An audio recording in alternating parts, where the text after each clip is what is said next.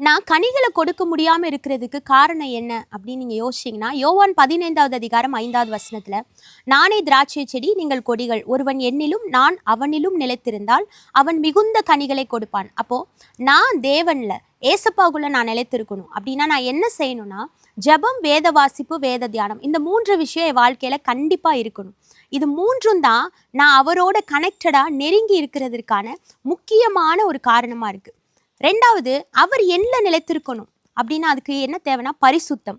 அன்னைக்கு மகா பரிசுத்த ஸ்தலத்தில் அவர் வாசம் செய்தார். புதிய ஏற்பாட்டில் ஆண்டவர் என்ன சொல்கிறார், நீங்களே என்னோட தேவ ஆலயமாக இருக்கிறீங்க, உங்கள் சரீரம் தான் நான் தங்குகிற ஆலயம் அப்படின்னு சொல்கிறார். அப்போ நான் பரிசுத்தமாக இருக்கணும், என்னோட சரீரத்தை நான் பரிசுத்தமாக வைத்திருக்கணும். இப்படி நான் பரிசுத்தமாக இருந்தேன்னா என்னில் அவர் வாசம் செய்வார், என்னில் அவர் நிலைத்திருப்பார். இந்த 2 விஷயம் ரொம்ப ரொம்ப முக்கியமான விஷயம். இது நம்ம வாழ்க்கையில் சீராக இருந்துச்சு அப்படின்னா நம்ம மிகுந்த கனிகளை கொடுப்போம். நம்ம வாழ்க்கை மற்றவங்களுக்கு பிரயோஜனமான வாழ்க்கையாக இருக்கும். இதை யார் செய்ய முடியும் அப்படின்னா, அந்த வசனத்தோட முடிவு சொல்லுகிறது, என்னை அல்லாமல் உங்களால் ஒன்றும் செய்யக்கூடாது. அப்போது இதெல்லாம் செய்கிறவர் யாருன்னா ஆண்டவராகிய இயேசு கிறிஸ்து தான். அவர் அல்லாமல் நம்மளால் ஒன்றும் செய்ய முடியாது.